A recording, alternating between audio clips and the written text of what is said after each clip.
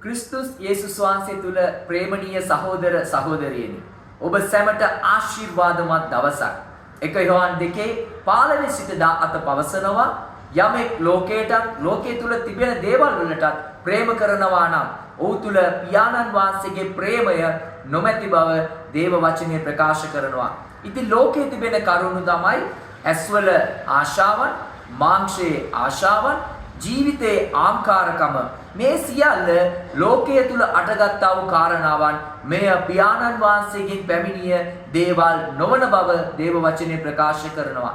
එලෙසම මේ ලෝකයේ ආශාවන් යම් දවසක විනාශ වී යන බවත් දෙවියන් වහන්සේගේ කැමැත්ත ලෙස කරන මිනිසයා පමණක් පවතින බවත් දෙවියන් වහන්සේගේ වචනය තුල ප්‍රකාශ කර තිබෙනවා. ඉතින් ප්‍රේමවන්තයිනි අප යම් කාරණාවක් මේ උදෑසන මතක තබාගත යුතුයි. ලෝකයේ තුල තිබෙනා වූ මුදල්, ලෝකයේ ආශාවන්, සියලු අහංකාරකම් යම් දවසක අපගේ මරණයත් සමග මේ ලෝකයේ තුල අවසන් වෙන්න යනවා. හැබැයි දෙවියන් වහන්සේ විශ්වාස කරන දරුවන් වූ ඔබට මට උන්වහන්සේ තුල නැවත සදාකාල ජීවනයක් උන්වහන්සේ පොරොන්දු වී තිබෙනවා. ඒ නිසා දරුවනි මේ උදෑසන කාලේ අපි ස්වාමින් වහන්සේට කැපවෙමු. ස්වාමිනී මේ ලෝකයට ප්‍රේම නොකර ඔබගේ කැමැත්ත ලෙස කරන්නට මාහට උපකාර කරන්න කියලා. ඉතින් පුංචි යාඥාවක් මා ඔබ සමග කරන්නම්. ප්‍රේමවන්ත පියාණනි අප මේ ලෝකයේ ආශාවන් වලට වහල් නොවි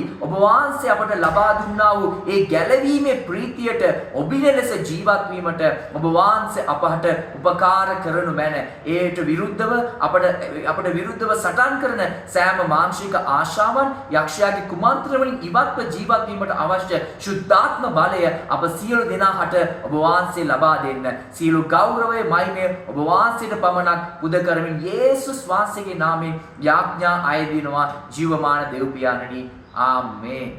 God bless you.